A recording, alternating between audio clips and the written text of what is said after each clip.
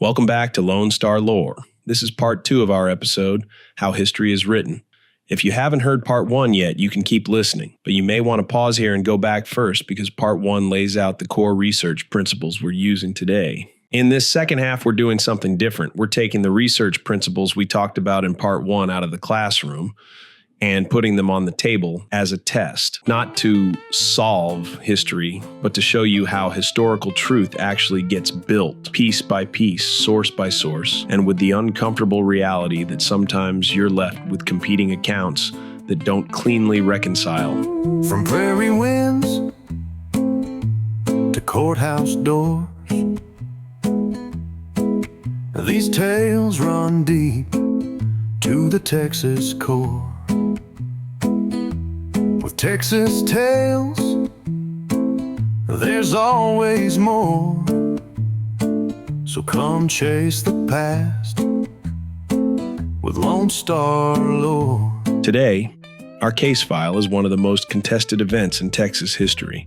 The incident long called the Pease River Battle, and just as often, the Pease River Massacre. What happened in December of 1860 was not only a violent clash on the frontier, it became a clash of stories afterward. Stories shaped by politics, myth, memory, and identity, and stories that were never recorded at all.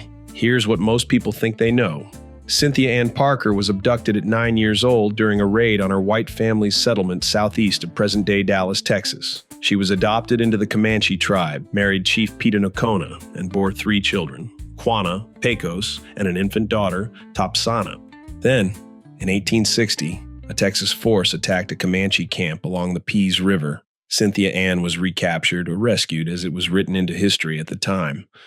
But once you begin pulling on the threads, certainty begins to fracture. In this episode, we are combing through the evidence as an exercise in investigative historical journalism. We remain with our Part 1 guest, Margaret Vavrek, and as always, Joleene Maddox Snider will guide us through the narrative. One participant in the Pease River attack later wrote, quote, "I was in the Pease River fight, but I am not very proud of it. That was not a battle at all, but just a killing of squaws." This quote makes one wonder what exactly did happen on that frigid day of the 18th of December, 1860, on the Pease River in Fiord County, Texas. It is difficult to find the truth woven into the political uses of the attack, the retellings by people who weren't even there, and so many versions it could be a child's game of rumor. I want to try to demonstrate to listeners that the research is rarely about finding the truth as it is about weighing competing truths. This is the thing with history, who gets to tell the story. So when we talk about marginalized populations, why are they marginalized? Well, because there wasn't a record left often. So who gets to tell the story? And then how is that story preserved? Newspapers were, the way people got their news, and it could be weeks or months, particularly if you had to cross that pond. You have to think about not only the terms that you as a scholar would use or you as a researcher would use, but what the terms would have been, back in the day. Do you call it a battle or do you call it a massacre? Fortunately, with computers, you could say Pease River and battle or massacre. To start with, it should be entitled The Massacre of Pease River, and it wasn't even on Pease River. The actual attack occurred on a small Comanche village of 9 grass tents on Mule Creek. The party consisted of 15 people, mostly women and children, and 3 men who were servants helping with the work of preparing meat for the winter that was fast closing in. All were involved in packing up to move to a new site when they were overtaken by about 40 men, half U.S. soldiers and half state rangers, who rode, quote, hell-bent for leather, unquote, into their midst, shooting as they came. The troops killed all but 3 of the villagers, Cynthia Ann Parker and her 18-month-old daughter Topsana, and a boy that Sol Ross adopted and named Peace Ross. A few individuals may have gotten away since only 7 bodies were counted, but that count was nearly 2 weeks later. Predators could have carried off the others' remains. This sensible, rational retelling of the story of the Pease River Massacre has taken 3 days of concentrated research just to pull out the most likely case scenario. Let's pause for a moment. By now, you may be asking yourself, what exactly is the discrepancy? And why does it matter? Here is the heart of it. We are not only examining how the perception of this story has changed over time, we are examining the competing accounts of what actually happened. In 1860, the version most Texans accepted came from the official report of Lieutenant Sullivan Ross. He led the attack. He reported that his forces defeated the Comanche presence at the camp. He also claimed that he had killed the fierce Comanche war chief, Peter Nocona, and he claimed credit for the recapture of Cynthia Ann Parker. That account shaped public understanding, but the problem is not that Ross failed to give an answer. The problem is that his answer changed, not once, but 5 times. And with each retelling, his role in the story grew larger. It is a little like the old story of the fisherman who catches a perch, and by the time he gets back to town, is holding a whale. Sullivan, or Sol Ross, the leader of the Ranger group, would go on to become the sheriff of McLennan County, a member of the 1875 Reconstruction State Constitution Committee, a state senator, and then governor of Texas from 1887 to 1891. And finally, if you are an Aggie, you may think this his greatest accomplishment. He was the 4th president of Texas A&M from 1891 to 1898. How did he get there? Well, a lot of it was on the coattails of the story of the Pease River Battle. One of the major stories of the battle was written and published by a compatriot of Ross's just in time for the gubernatorial election of 1887. And he certainly made it sound like Ross led a major victory over the so-called savages. No doubt it contributed some votes to the over 75% of the electorate Ross received. Being the rescuer and redeemer of Cynthia Ann Parker didn't hurt his political career either. His original rendition, done as his report to Governor Houston, took, quote, great pleasure, unquote, in reporting the battle, including the usual, quote, killings to General Houston. In spite of all the hyperbole, it is the reporting of the event that is probably the closest to the truth. In it, he does not overestimate the enemy forces or the cattle and horses confiscated. Neither does he claim a large number of natives were present, nor does he inflate the number killed. He does exhibit a bit of confusion over exactly whom he killed in hand-to-hand combat. You would think one would get that straight. But we can forgive him a small mistake, since in one of his renditions, he claimed he let his Mexican help do the killing anyway. Early on, Ross claimed it was a chief named Noba. Then later, as Petanacona's fame as a chief and fierce warrior grew, Ross changed his story to claim he had killed Petanacona, Cynthia Ann's husband and Quanah and Pecos's father. What happens if you have 2 conflicting accounts of something? Both are considered to be at least true in some way or reliable in some way, and maybe you have one side over here that's decided that this truth is better than that truth, but both can be sort of plausibly proved, I guess, to some degree. What do you do? Very seldom is it like, this is right and this is wrong, right? We're dealing with people. People are complex. They're the ones who leave the records, and so it's very seldom, oh, well, this one is bogus and this one's true. I mean, it's nice when it works out that way. It just doesn't happen very often. So there's sometimes you can't sort it out, but you try to think about, okay, who said it? Why did they say it? When did they say it? Where did they say it? What did they gain from it? Or what did they lose? Ross would go on to give 4 more versions of the Great Fight. As each of his versions surfaced, the victory becomes more and more grandiose, the enemy more powerful, the herd larger and larger, and the victory more substantial. Ross's political ambitions played right into the hands of the citizens of the state. The negativity about natives was at an all-time high in Texas, especially on the Texas frontier.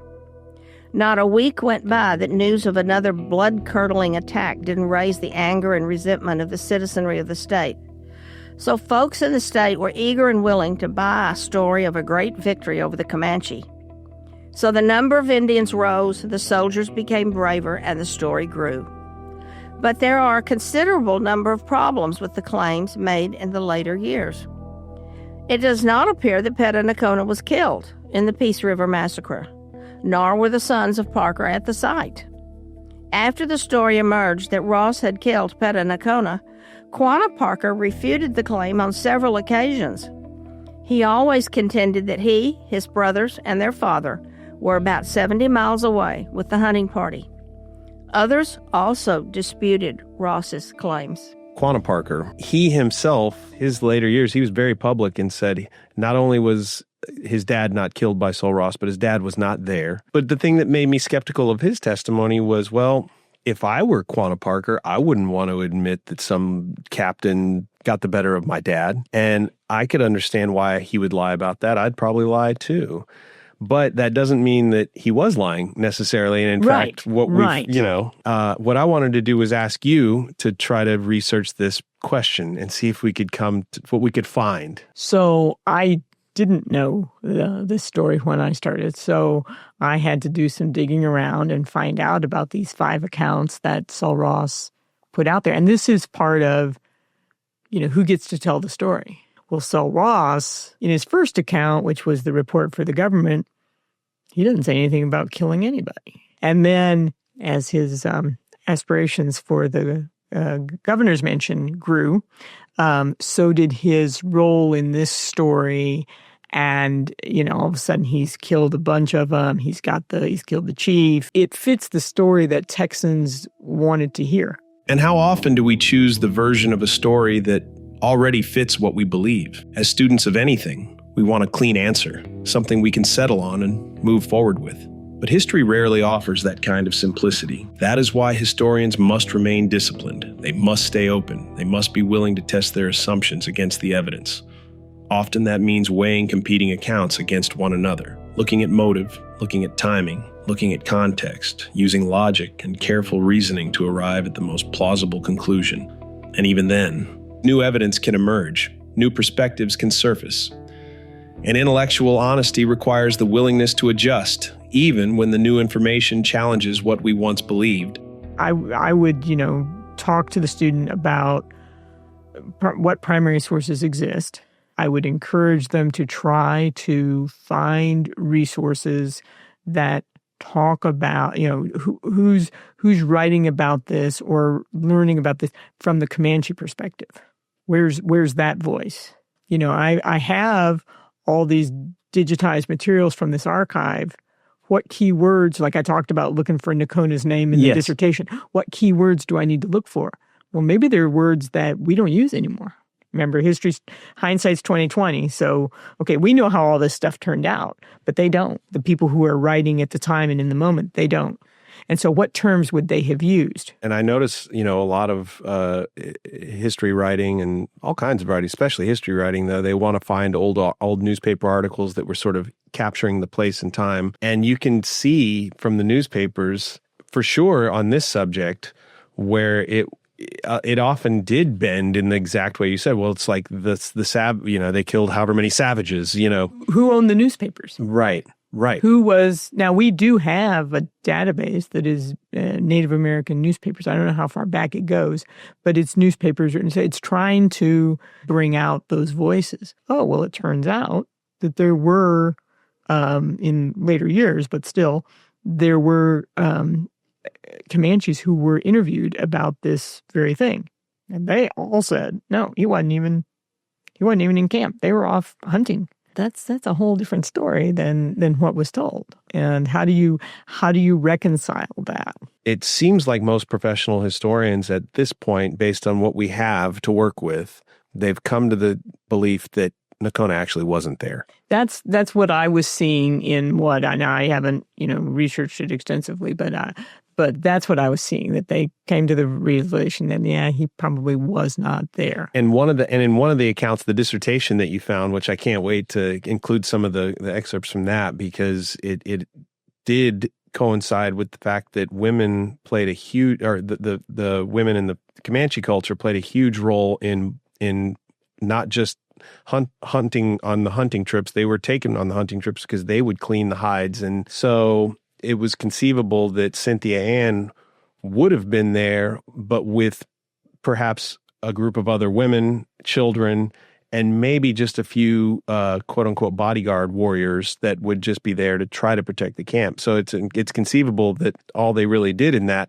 massacre was kill a bunch of women, children, and maybe a few warriors who were there to protect. In one historical account, it was written, Thus was fought the great Battle of Pease River with the great Comanche chief, Nakona, with a strong Comanche force on one side and the brave Captain Ross with 60 Rangers on the other.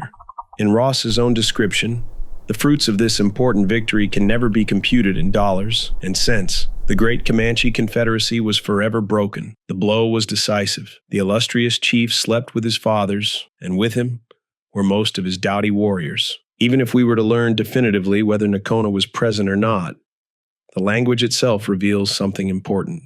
The scale of the claims, the finality of the victory, the tone of triumph. This was not merely a report. It reads as a declaration. Charlie Goodnight, who you may recall later became one of the models for Lonesome Dove, stated that he tracked 2 young warriors into the Texas Panhandle before losing their trail near a Comanche camp.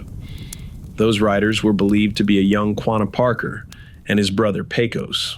The powers that ran the state in 1860 also claimed that the victory was so great it broke the will and ability of the Comanche Nation on the Texas frontier. That, in essence, the Indian Wars were over in Texas. Texas hyperbole is a wonderful thing in an Indian fight. What the authorities failed to do was to inform the Comanche that they were no longer a threat. The chronicler, who wasn't there, but whose story has been cited over and over, claimed there were 600 Comanche and 200 well-mounted and armed warriors. The improbability of the claim does not seem to have registered with anyone. If those numbers had been true, there is no way the 40-man Texas force would have survived. It is true that the Comanche were a diminished tribe, but they were hardly rendered insignificant. In fact, they were on the cusp of the deadliest decade on the Texas frontier. So much for the claim that the Indian Wars were over. The idea that Pease River broke the Comanche will was politically convenient, but historically unsustainable. And that matters even today, because it reminds us that public celebration and historical reality are often not the same thing. The tribe had come into the Texas-New Mexico territory in the early 1700s, pushing the Apache out into the western New Mexico territory, or marginalizing them by combat. The Comanche, by 1800, commanded the Texas frontier. Basically, the Comanche, the lords of the southern plains, governed the western plains and deep into Mexico more than the Spanish, Mexicans, Texans, or United States. Each nation in turn tried, but only the Americans conquered the last of the tribe when the Indian policy turned to one of annihilation. However, after 1780, successive waves of smallpox and cholera reduced their numbers significantly. By 1866, total population was around 5,000. And in 1875, when they entered the reservation in Oklahoma, there were only 1,721 people. Let's widen the frame for a moment, because the question of whether Nakona was present at Pease River, or whether Sul Ross's account grew over time, sits inside a much larger story. Pease River did not happen in a vacuum. It happened at the intersection of land hunger, political ambition, demographic explosion, and federal policy. If we want to understand why this single event carried such weight and why its story hardened so quickly, we have to understand the forces surrounding it. So before we close this file, we need to step back and look at the broader frontier landscape. The bloodshed and conflict that upended Cynthia Ann Parker's life, not once, but twice, was the result of a combination of factors. But just about all of them revolve around the most obvious question there is on the situation. What in God's green earth were those people doing out there in the first place? In an earlier episode, we discussed the fact that Texas came into the Union with a major debt load. Thus, the state retained her public lands in order to sell them to settlers to fund the debt. So after she came into the Union, the Texas government went into the real estate business. And a thriving business it was. The Texas population after statehood was about 150,000. 5 years later, when the first U.S. Census was taken, there were almost 213,000. By 1860, it was slightly over 600,000. In every case, 1/3 of the population numbers were enslaved African Americans.